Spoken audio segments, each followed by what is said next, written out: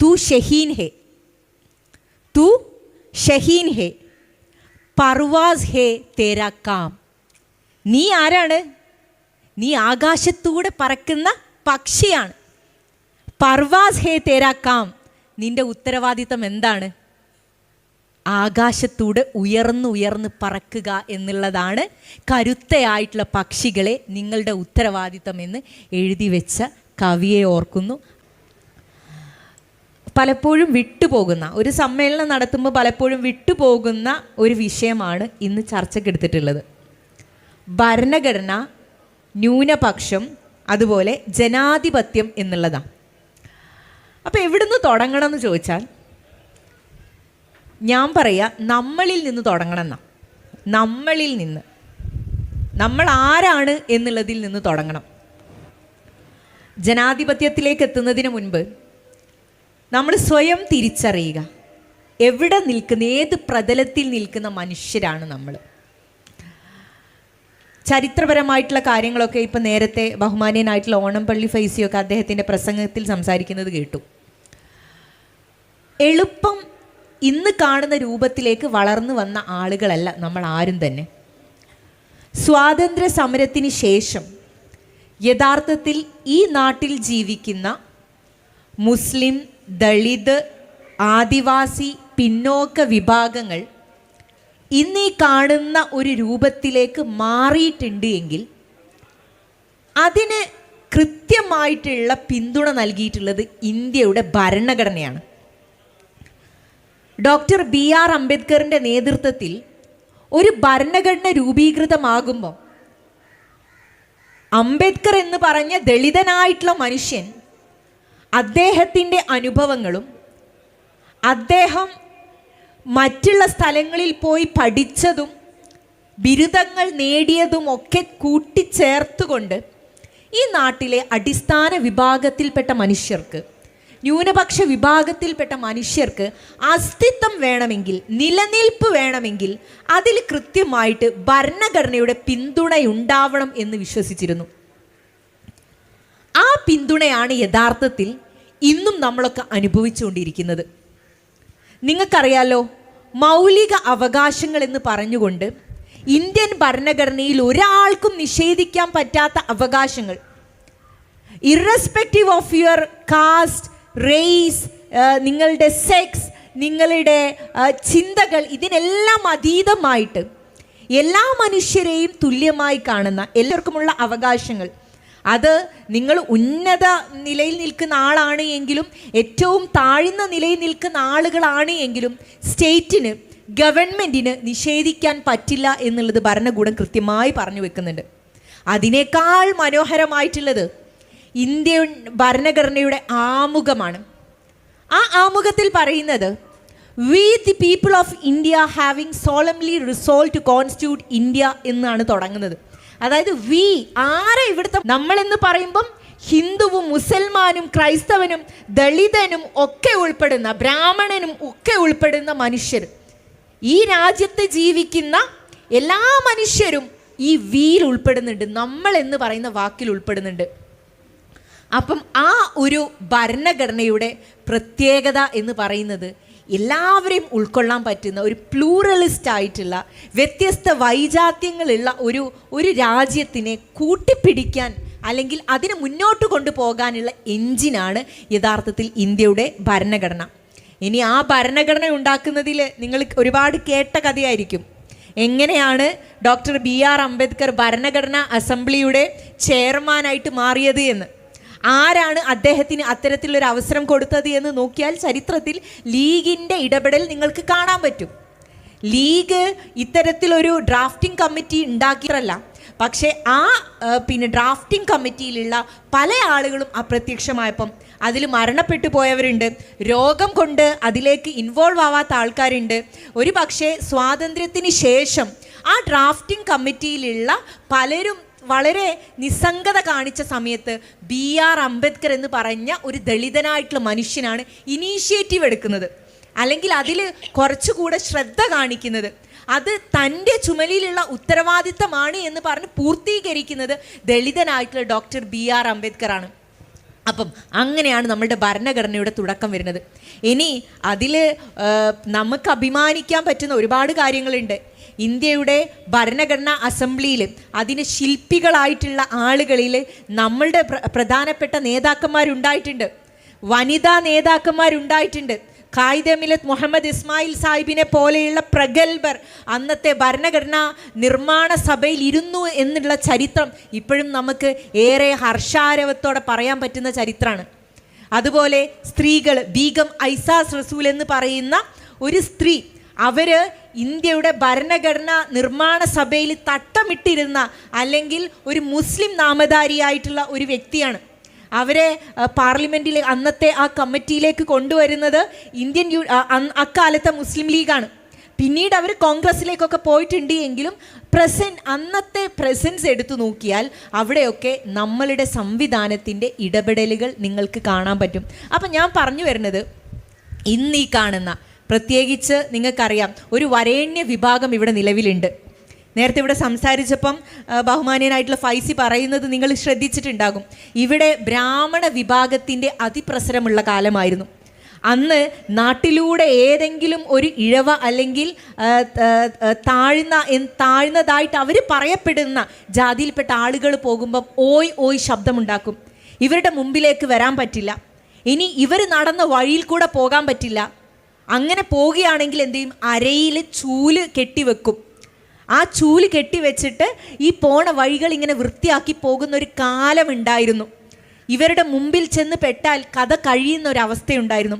അങ്ങനെയുള്ള കാലത്ത്, അങ്ങനെ ഒരു ബ്രാഹ്മണവൽകൃത സംസ്കാരമുള്ള നാട്ടിൽ നിന്നാണ് ഇങ്ങനെ ഈ പറയുന്ന ആളുകളുടെ കാലടിയുടെ ഇടയിൽ കിടന്ന് ഞെരുങ്ങുന്ന ഒരു വിഭാഗത്തിനെ മോചിപ്പിച്ചു കൊണ്ടുവരുന്നത്. ആ വിഭാഗത്തിൽപ്പെട്ട ആളുകളാണ് യഥാർത്ഥത്തിൽ ഇവിടെയുള്ള മൈനോറിറ്റീസ് എന്ന് പറയുന്ന ചരിത്രപരമായിട്ട് ന്യൂനപക്ഷരായിട്ടുള്ള ആളുകൾ. ഈ ന്യൂനപക്ഷം എന്ന് പറയുമ്പോൾ ഒരുപാട് വലിയൊരു ടോപ്പിക്കാണത്. മർദ്ദിക്കപ്പെടുന്നവന് ന്യൂനപക്ഷമാണ്, മർദ്ദിക്കപ്പെടുന്ന വ്യക്തികൾ ന്യൂനപക്ഷമാണ്, സ്ത്രീകൾ ന്യൂനപക്ഷമാണ്, കുഞ്ഞുങ്ങൾ ന്യൂനപക്ഷമാണ്. Weaker section of the society എന്ന് പറയും. ഏതെങ്കിലുമൊക്കെ തരത്തിൽ വീക്കറായിട്ടുള്ള കമ്മ്യൂണിറ്റിയെ നമുക്ക് ന്യൂനപക്ഷമായിട്ട് വിളിക്കാം. ചിലപ്പം എണ്ണത്തിൽ കൂടുതൽ ഉണ്ടാകാം, ഒരു നാട്ടിൽ എണ്ണത്തിൽ കൂടുതലായിരിക്കും അവർ, പക്ഷെ അവർക്ക് സംവിധാനങ്ങളൊന്നും ഉണ്ടാവില്ല. അങ്ങനെയുള്ളവരെ ന്യൂനപക്ഷം എന്ന് വിളിക്കാം. ന്യൂനപക്ഷം എന്ന് പറയുന്ന വാക്കിൻ്റെ ഡെപ്ത് യഥാർത്ഥത്തിൽ സിറ്റുവേഷൻ അനുസരിച്ച്, അവിടുത്തെ സർക്കംസ്റ്റൻസിന് അനുസരിച്ചിട്ടാണ് നമുക്ക് വായിക്കാൻ പറ്റുക. ഇന്ത്യയെ സംബന്ധിച്ചിടത്തോളം ഈ നാട്ടിലുള്ള മുസ്ലിം ജനത, ദളിത് ജനത, സിഖ്, ഒരു ക്രൈസ്തവ വിഭാഗത്തിൽപ്പെട്ട ആളുകൾ, ട്രൈബൽസ് ഒക്കെ മൈനോറിറ്റീസാണ്. സ്ത്രീകൾ മൈനോറിറ്റീസാണ്. അതേപോലെ മറ്റുള്ള പ്രയാസങ്ങൾ അനുഭവിക്കുന്ന ആളുകൾ, ഭിന്നശേഷിക്കാരായിട്ടുള്ള ആളുകൾ, ഇവരൊക്കെ മൈനോറിറ്റീസാണ്. അപ്പം അങ്ങനെയുള്ള ഒരു കമ്മ്യൂണിറ്റിയെ വിളിക്കുന്ന പേരാണ് മൈനോറിറ്റീസ് എന്നുള്ളത്. അവരെ സംരക്ഷിക്കാനുള്ള അനുച്ഛേദങ്ങൾ ഇന്ത്യയുടെ ഭരണഘടനയിൽ ഉണ്ടാക്കിയിട്ടുണ്ട്. അവർക്ക് പ്രത്യേക പ്രൊട്ടക്ഷൻ കൊടുക്കാനുള്ള നിയമങ്ങൾ ഇന്ത്യൻ ഭരണഘടനയിൽ ഉണ്ടാക്കിയിട്ടുണ്ട്. ഒരുപാട് സ്ത്രീകൾ ഇവിടെ ഇരിക്കുന്നുണ്ടല്ലോ. നമ്മളെപ്പോഴും ക്ലെയിം ചെയ്യുന്ന കാര്യം എന്താ? ഞങ്ങൾക്ക് ചില അവകാശങ്ങളുണ്ട്, അത് അനുവദിച്ചു തരണം. ഞങ്ങൾ ചോദിക്കുന്നത് എന്താ?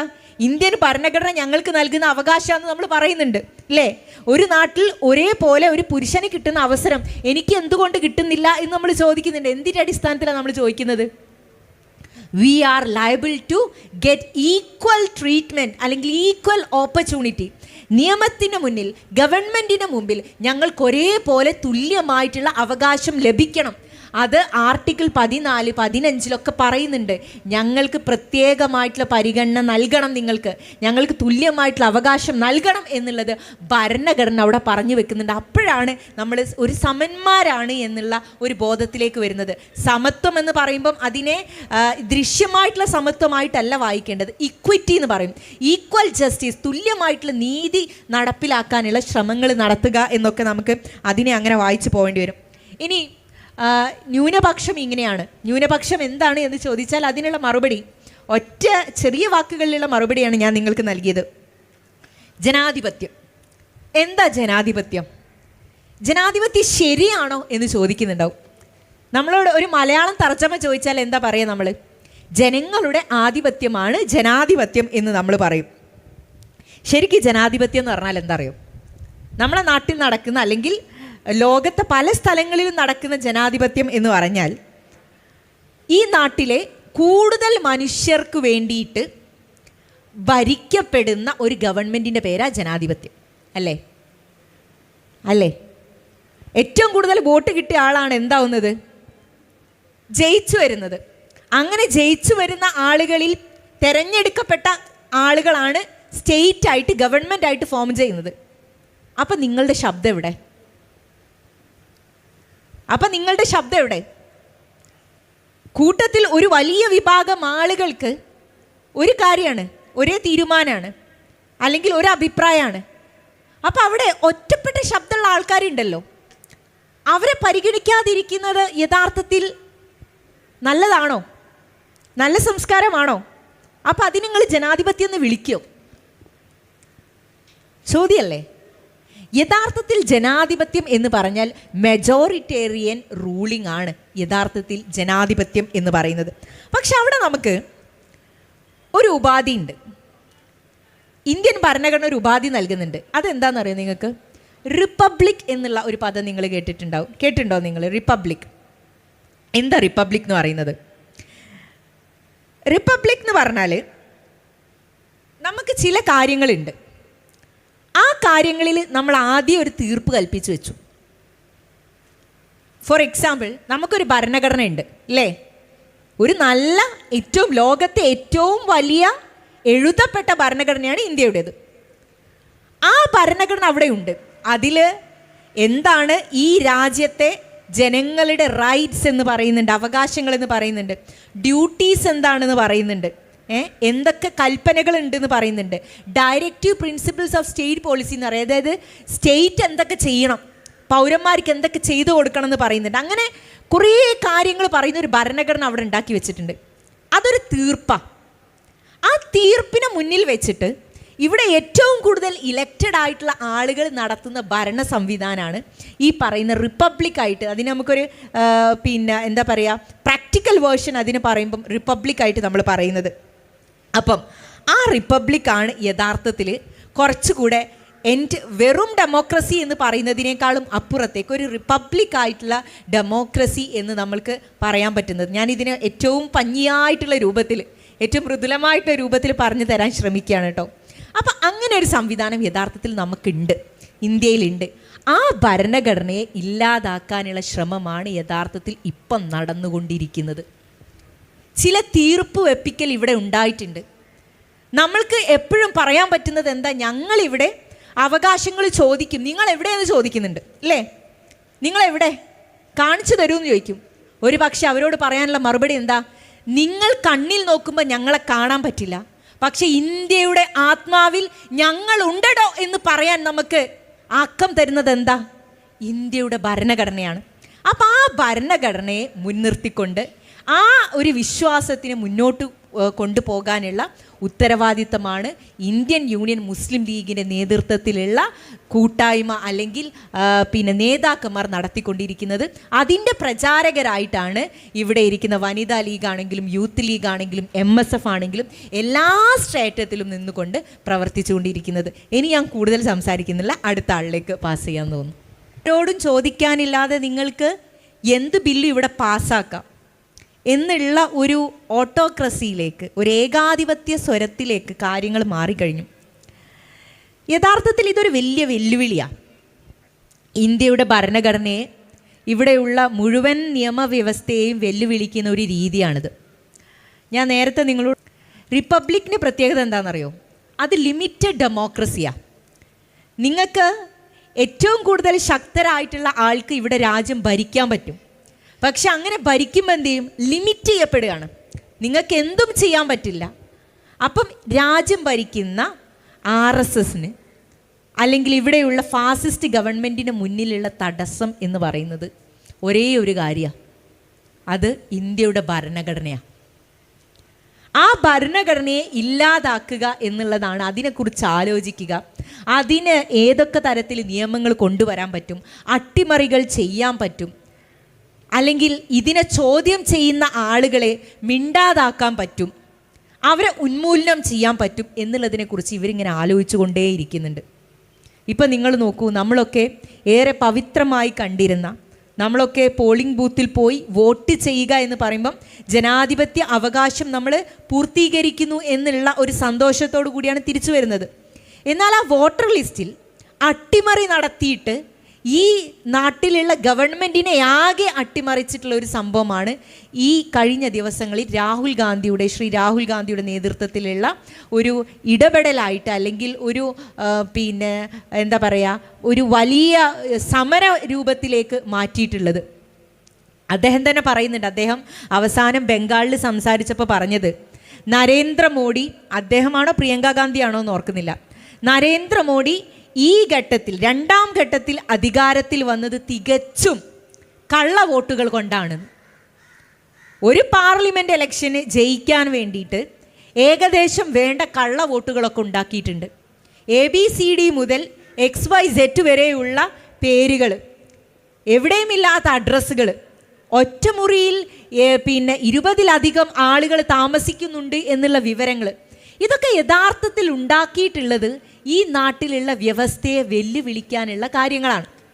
അപ്പം ആദ്യം തന്നെ ചെയ്യുന്നത് ഇവിടെയുള്ള ഇലക്ട്രൽ സിസ്റ്റത്തിന്, ഇലക്ഷൻ കമ്മീഷൻ നിങ്ങൾക്കറിയാം, ഒരു കോൺസ്റ്റിറ്റ്യൂഷണൽ ബോഡിയാണ് ഇലക്ഷൻ കമ്മീഷൻ എന്ന് പറയുന്നത്. ആ ഇലക്ഷൻ കമ്മീഷനിലേക്ക് തങ്ങളുടെ നോമിനിയെ ഉണ്ടാക്കുകയാണ് ഒരു അമെൻമെൻറ്റിലൂടെ. അതായത് തങ്ങൾക്ക് പാർലമെൻറ്റിൽ അധികാരമുണ്ട്, കൂടുതൽ മെജോറിറ്റി ഉണ്ട്, കൂടുതൽ മെമ്പർമാരുണ്ട് എന്ന് കരുതിയിട്ട് ഇന്ത്യൻ ഭരിക്കുന്ന വ്യക്തികൾ മതി ഇലക്ഷൻ കമ്മീഷനിൽ നിന്ന് വെക്കുന്നു. അതിനനുസരിച്ചിട്ട് അട്ടിമറികൾ എല്ലാ സ്ഥലത്തും നടത്തുന്നു. നമുക്കറിയാം നാട്ടിൽ വോട്ടിംഗ് മെഷീനുകൾ വന്നത് ഏത് സമയത്താണെന്ന്, ആരാ താല്പര്യം എടുത്തത്. വോട്ടിംഗ് മെഷീൻ വന്ന അന്ന് മുതൽ നമ്മൾ ഇവരുടെ അട്ടിമറിയെക്കുറിച്ച് സംശയിക്കുന്നുണ്ട്.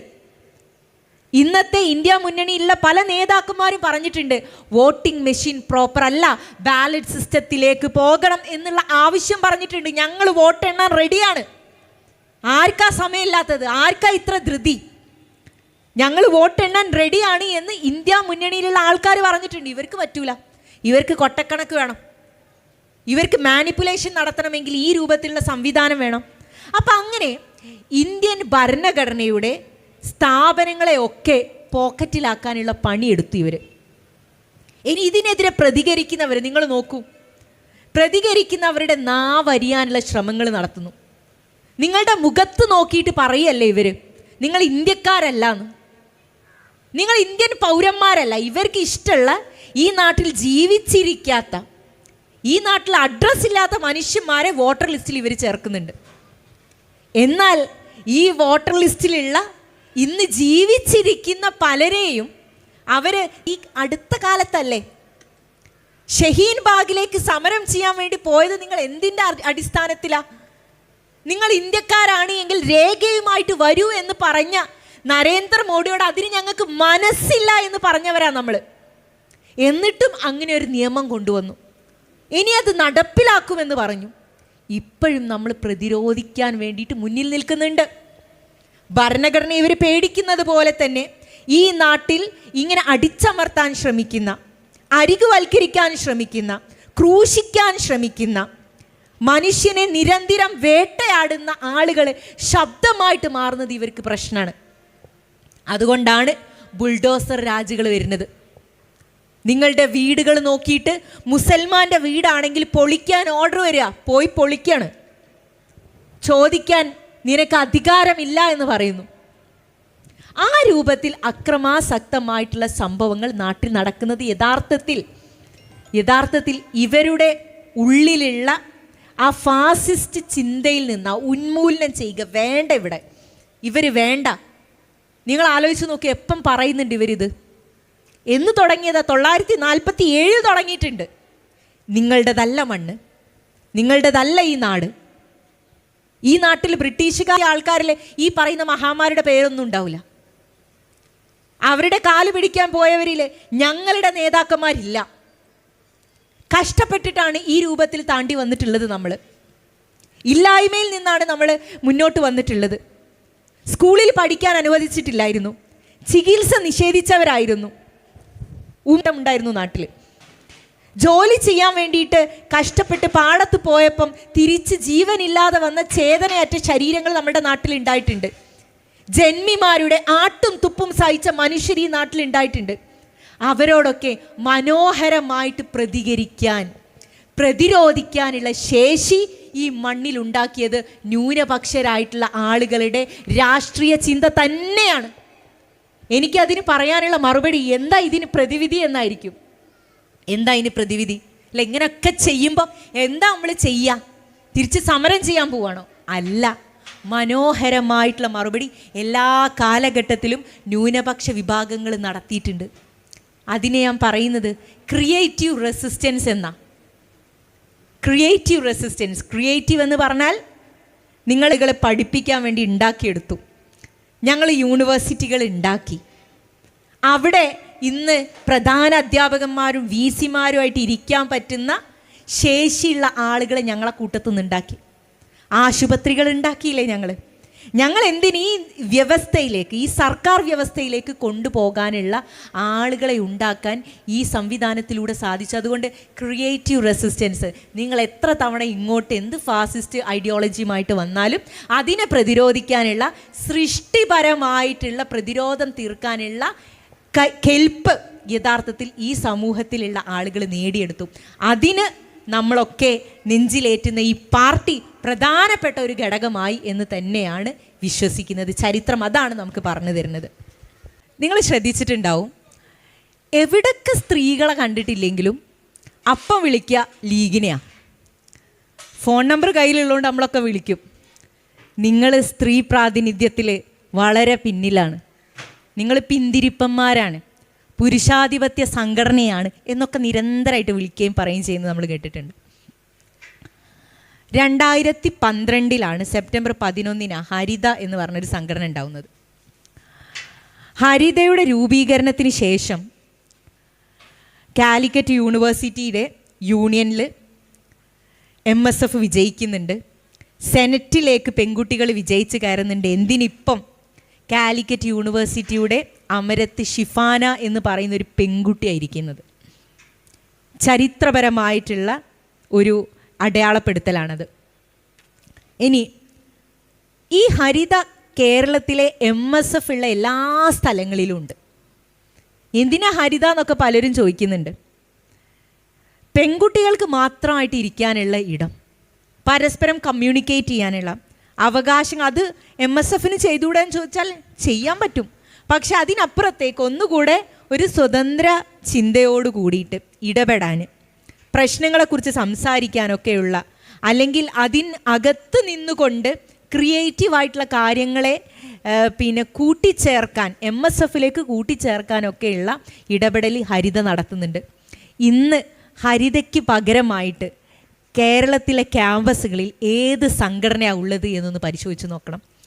പകരം വെക്കാൻ മറ്റൊരു സംഘടന ഇല്ല എന്ന് തന്നെയാണ് എൻ്റെ അറിവ്, എൻ്റെ പഠനം, എൻ്റെ ബോധ്യം. ഇനി അത് കഴിഞ്ഞ് നിങ്ങൾ നോക്കൂ, വനിതാ ലീഗ് ഏറ്റവും ആക്റ്റീവായിട്ട് മുസ്ലിം ലീഗിൻ്റെ കീഴിൽ നിന്നുകൊണ്ട് പല തരത്തിലുള്ള പരിപാടികളിൽ ലീഗിനെ സഹായിച്ചും അല്ലാതെ ഒറ്റയ്ക്കും ഒക്കെ പല പരിപാടികളും വനിതാ ലീഗിൻ്റെ നേതൃത്വത്തിൽ നടത്തി വരുന്നുണ്ട്. ഇനി ഇതൊന്നുമല്ല ഹിസ്റ്ററി. ഇപ്പം ലീഗിൻ്റെ ദേശീയ കമ്മിറ്റിയിൽ 2 സെക്രട്ടറിമാരായിട്ട് 2 വനിതകൾ വന്നു എന്നുള്ളത് ചരിത്രപരമായിട്ടുള്ള കാര്യമാണ്. CPM കഴിഞ്ഞ ദിവസം ഡൽഹിയിൽ സമ്മേളനം നടത്തിയല്ലോ. അവരുടെ സെക്രട്ടേറിയറ്റിലേക്ക് എത്ര സ്ത്രീകൾ എടുക്കാൻ പറ്റി? ആ പാവം ശ്രീമതി ടീച്ചറെ പോലും ഒരു പരിഗണിച്ചിട്ടില്ല. പോയി കുറേ അവിടെ നിന്നിരുന്നു, പരിഗണിച്ചിട്ടില്ല എന്നുള്ളതല്ലേ വസ്തുത. അപ്പം ഇങ്ങനെ പരിഗണനയുടെ കാര്യം വരുമ്പോൾ വേഗം വിളിക്കുക ലീഗിനെയാണ്. CPMൽ പോയി നോക്കിയാൽ കാണാൻ പറ്റില്ല നിങ്ങൾക്ക്. അവരുടെ പല പരിപാടികളിലും ഈ സാന്നിധ്യമില്ല. നമ്മൾ പറഞ്ഞ് പഠിപ്പിക്കാനും അടിച്ച് നന്നാക്കാനുള്ള ശ്രമങ്ങളാണ് ഇവർ നടത്തിക്കൊണ്ടിരിക്കുന്നത്. ഇനി യൂത്ത് ലീഗിൻ്റെ കാര്യം പറയാം. യൂത്ത് ലീഗിൻ്റെ മെമ്പർഷിപ്പ് കാലമാണ് ഇപ്പം നടന്നുകൊണ്ടിരിക്കുന്നത്. അതിൻ്റെ പഞ്ചായത്ത് സമ്മേളനത്തിലാണ് നമ്മൾ ഇരിക്കുന്നത്. യൂത്ത് ലീഗിൻ്റെ സംസ്ഥാന കമ്മിറ്റി പ്രഖ്യാപിച്ചിട്ടുള്ളത്, നിങ്ങൾ മെമ്പർഷിപ്പ് കൊടുക്കുമ്പോൾ വനിതകൾക്ക് മെമ്പർഷിപ്പ് കൊടുക്കണം. മാത്രമല്ല നിങ്ങൾ ഉണ്ടാക്കുന്ന കമ്മിറ്റിയിൽ 20% പെൺകുട്ടികളെ നിങ്ങൾ ഉൾപ്പെടുത്തണമെന്നുള്ള ചരിത്രപരമായിട്ടുള്ള തീരുമാനമെടുത്തത് യൂത്ത് ലീഗിൻ്റെ സംസ്ഥാന കമ്മിറ്റിയാണ്. DYFIക്കാർക്ക് പോലും ആ ഒരു ധൈര്യം ഈ നാട്ടിലില്ല. ഞങ്ങൾ സ്ത്രീ രാഷ്ട്രീയം പറയുന്നു എന്നും സ്ത്രീകൾക്ക് വേണ്ടിയിട്ടാണ് ഞങ്ങൾ ഇത്രയും ഘോരമായിട്ട് വാദിക്കുന്നത് എന്ന് പറയുന്ന സംഘടനകളൊന്നും അങ്ങനെ ഒരു തീരുമാനം എടുത്തിട്ടില്ല. അപ്പം ഇനി വരാനിരിക്കുന്ന കമ്മിറ്റികളിൽ 20% സ്ത്രീകൾക്ക് റിസർവേഷൻ കൊടുത്തിരിക്കുകയാണ്. സ്ത്രീകളെ മുന്നോട്ട് കൊണ്ടുവരാൻ അവരെ കൂടി ചേർത്ത് നിർത്തിയാലേ മുന്നോട്ടുള്ള രാഷ്ട്രീയം നടക്കാൻ പ്രായോഗികമായിട്ട് നടത്താൻ സാധിക്കുകയുള്ളൂ എന്നുള്ള തിരിച്ചറിവിൽ നിന്നാണ് ഇതൊക്കെ വരുന്നത്. ഇനി ഇലക്ട്രൽ പൊളിറ്റിക്സിലേക്ക് വരാം. ഇതൊക്കെ പറഞ്ഞു പോകുമ്പോൾ ആൾക്കാർ തിരിച്ചിങ്ങോട്ട് ചോദിക്കല്ലോ, ഓ നിങ്ങൾ അവിടെ സീറ്റ് കൊടുത്തില്ലേ, അവിടെ കസേര ഇട്ട് കൊടുത്തില്ലേ, ഇവിടെ ബെഞ്ച് ഇട്ട് കൊടുത്തില്ലേ എന്നല്ലേ ചോദിക്കുക. അല്ല, ഇവിടെ പുല്ലാണി ഇവരെ ഇരിക്കുന്നുണ്ട്. ഇവർ സ്റ്റാൻഡിംഗ് കമ്മിറ്റി ചെയർപേഴ്സണാണ്. അപ്പം കേരളത്തിലെ ത്രിതല പഞ്ചായത്തുകളിൽ റിസർവേഷൻ കൊണ്ടുവരുമെന്ന് പറഞ്ഞ സമയത്ത് ആൾക്കാർ പറഞ്ഞത് ഇവർക്ക് ആളെ കിട്ടാനുണ്ടാവില്ല എന്നോ, പേരുണ്ടാവില്ല, ഡ്രൈവിംഗ് സീറ്റിൽ ഭർത്താക്കന്മാരിയ്ക്കും എന്നാണ് പറഞ്ഞത്. അങ്ങനെ ഡ്രൈവിംഗ് സീറ്റിൽ ഭർത്താക്കന്മാരിയ്ക്കുമെന്നൊക്കെ പറഞ്ഞ സ്ഥലത്താണ് സുഹറ മമ്പാടിനെ പോലെയുള്ള ജില്ലാ പഞ്ചായത്ത് പ്രസിഡൻ്റ് ഉണ്ടാവുന്നത്. ഏറ്റവും മികച്ച ജില്ലാ പഞ്ചായത്ത് പ്രസിഡൻറ്റിനുള്ള അവാർഡ് ഏറ്റുവാങ്ങിയിട്ടുള്ള വ്യക്തിയാണ് സുഹറ മമ്പാട്. ഒരുപാട് മാറ്റങ്ങൾ കേരളത്തിലെ പഞ്ചായത്ത് തലങ്ങളിൽ, ത്രിതല പഞ്ചായത്ത് തലങ്ങളിൽ സ്ത്രീകൾ നേരിട്ട് നടത്തുന്ന പല പദ്ധതികളും നിങ്ങൾക്ക് കാണാൻ പറ്റും. ചെയർമാൻ പോസ്റ്റുകളിൽ ഇരിക്കുന്ന, എന്തിനിപ്പം ഈ റിസർവേഷനൊന്നും ഇല്ലെങ്കിൽ തന്നെ ഇല്ലാതെ പോലും ഏറ്റവും അമരത്തിരിക്കുന്ന ജനറൽ പോസ്റ്റിൽ മത്സരിച്ച് ജയിക്കുന്ന സ്ത്രീകൾ ലീഗിലുണ്ട് എന്നുള്ളത് നമ്മളെ സവിശേഷതയാണ്. അപ്പം അങ്ങനെയൊന്നും മാറ്റി നിർത്താൻ പറ്റുന്ന ഇലക്ട്രൽ പൊളിറ്റിക്സിലുണ്ട്. ഇനി നിങ്ങൾക്കറിയാം, കഴിഞ്ഞ തവണ നൂർബിന റഷീദ്, അതിനു മുമ്പ് കമറുന്നീസ അൻവർ ഉൾപ്പെടെയുള്ള ആളുകളൊക്കെ അസംബ്ലിയിലേക്ക് മത്സരിച്ചിരുന്നു. അതുകൊണ്ട് ഞങ്ങളുടെ എണ്ണത്തിൽ നിന്നുകൊണ്ട് ഞങ്ങൾക്ക് നൽകുന്ന അനുവദിക്കപ്പെട്ടിട്ടുള്ള പ്രത്യേകമായിട്ടുള്ള ആ സീറ്റിൽ നിന്നുകൊണ്ട് സ്ത്രീകളെ പങ്കാളിത്തം ഉറപ്പുവരുത്താൻ ലീഗ് ശ്രമിക്കുന്നുണ്ട്. എന്നാലും നമ്മൾ പറയുന്നുണ്ട് കൂടുതൽ പ്രാതിനിധ്യം വേണമെന്ന ആവശ്യം ഉന്നയിക്കാറുണ്ട്. അതിനനുസരിച്ച് പാർട്ടി പരിശോധിച്ചുകൊണ്ടുള്ള ഇടപെടൽ നടത്താറുണ്ട്.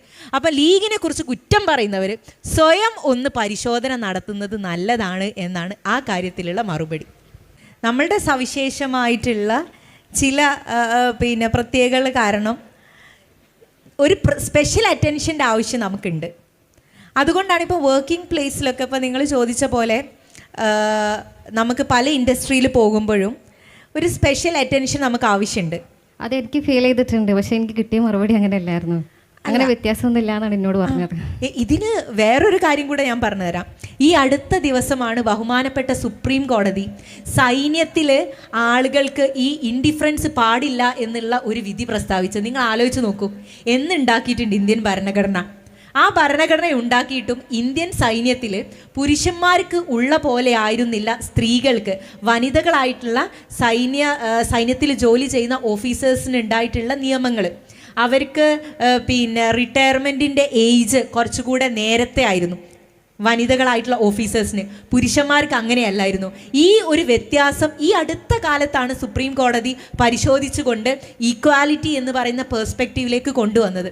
അപ്പോൾ യഥാർത്ഥത്തിൽ സ്ത്രീ പുരുഷൻ എന്ന് പറയുന്ന ഒരു വ്യത്യസ്തതയിൽ നിന്നുകൊണ്ട് സ്ത്രീകൾക്ക് നേരെയുള്ള അതിക്രമങ്ങൾ നടക്കുന്നത്, പ്രത്യേകിച്ച് നമ്മളൊക്കെ നിങ്ങൾക്കറിയാം, ഒരു ജോലി ഉള്ള സ്ഥലത്തേക്ക് എത്തിയാൽ ഒരു അമ്മയുടെ ജീവിതത്തിൽ ഉണ്ടാകുന്ന സംഘർഷങ്ങൾ, മാറ്റങ്ങൾ, ശാരീരികമായിട്ടുള്ള വ്യത്യാസം. അപ്പോൾ എല്ലായ്പ്പോഴും ഒരു സ്പെഷ്യൽ അറ്റൻഷൻ ആൻഡ് കെയർ വേണ്ടിയ ആളുകളാണ്.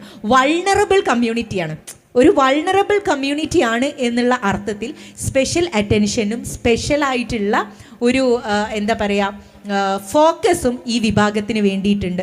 അതുകൊണ്ടാണ് ജോലി സ്ഥലങ്ങളിൽ പോഷ് ആക്ട് വരുന്നത്. പോഷ് ആക്ട് കേട്ടിട്ടുണ്ടോ?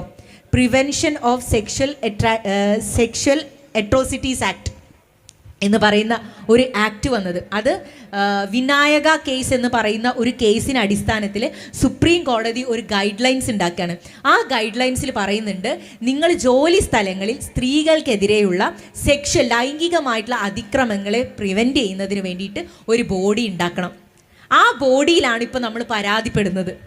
ആ ബോഡിയിൽ പരാതിപ്പെട്ടാൽ കൃത്യമായിട്ടുള്ള ഒരു രൂപം പറഞ്ഞിട്ടുണ്ട്, ആ രൂപത്തിലൂടെ കാര്യങ്ങൾ പോകണം എന്നൊക്കെ പറഞ്ഞ് സ്പെഷ്യൽ അറ്റൻഷൻ ആൻഡ് കെയർ അടിസ്ഥാനപ്പെടുത്തിയിട്ടാണ് ഈ പറയുന്ന ആർട്ടിക്കിൾ 15 ഒക്കെ പ്രിവിലേജിന് പുറത്താണ് അത്തരത്തിലുള്ള കാര്യങ്ങൾ ഉണ്ടാകുന്നത്.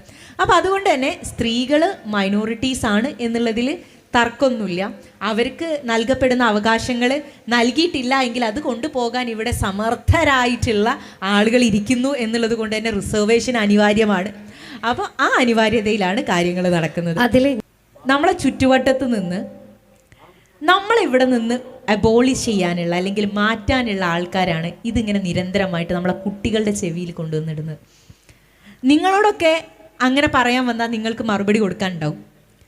എന്നാൽ നിങ്ങളുടെ മക്കൾ, നെക്സ്റ്റ് ജനറേഷൻ, ആ ആളുകൾക്ക് ഇത്തരത്തിലുള്ള കാര്യങ്ങൾ ആരെങ്കിലും വന്ന് പറയുമ്പോൾ മറുപടി കൊടുക്കാൻ ഉണ്ടാവില്ല. അവരുടെ അറിവ് പരിമിതപ്പെട്ടതായിരിക്കും. അവരിതിനെക്കുറിച്ച് ചിന്തിക്കാൻ സമയമില്ല. നമ്മൾ മക്കളെ ഇങ്ങനെ ബിസി ആക്കി നിർത്തുക അല്ലേ? ഒന്ന് ആലോചിച്ച് നോക്കണേ.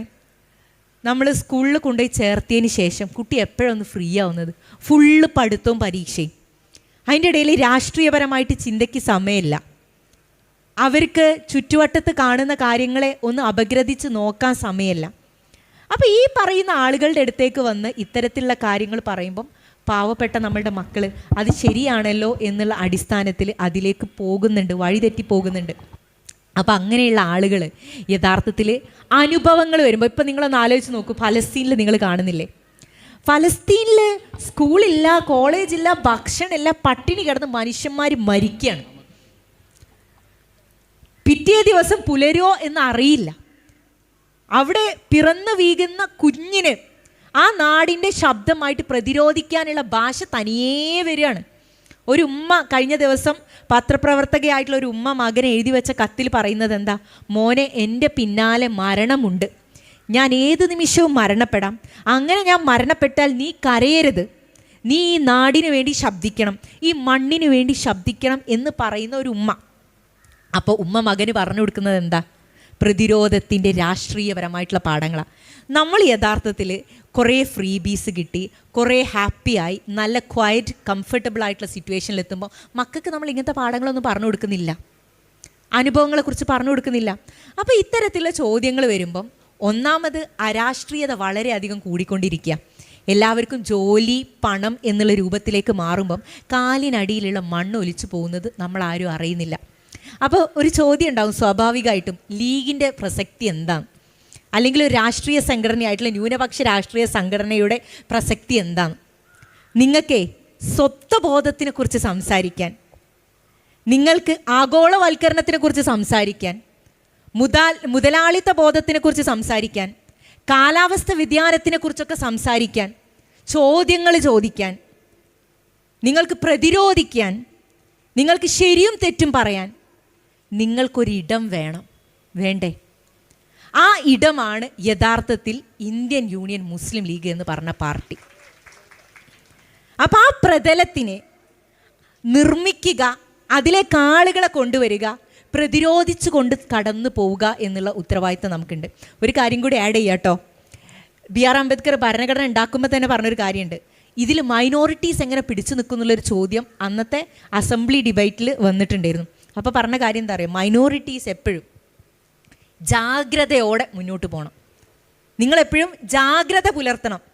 ജാഗ്രത പുലർത്തുന്ന പേടിച്ചിരിക്കുക എന്നല്ല, ഏത് സമയവും സന്ദർഭവും വരുമ്പം അതിനനുസരിച്ചിട്ടുള്ള തീരുമാനങ്ങൾ എടുക്കാനും സൃഷ്ടിപരമായിട്ട് അതിനെ കൈകാര്യം ചെയ്യാനുള്ള ഇടപെടൽ നിങ്ങൾക്കുണ്ടാവണം. നമ്മൾ മിണ്ടാതിരുന്നാൽ കാലിനടിയിൽ മണ്ണും എടുത്തിട്ട് ഈ ആളുകൾ ഇവിടെ നിന്ന് സ്ഥലം കാലിയാക്കും. അപ്പോൾ പെൺകുട്ടികളാണെങ്കിലും ആൺകുട്ടികളാണെങ്കിലും രാഷ്ട്രീയപരമായിട്ട് കൂടുതൽ ചിന്തയുണ്ടാക്കുക.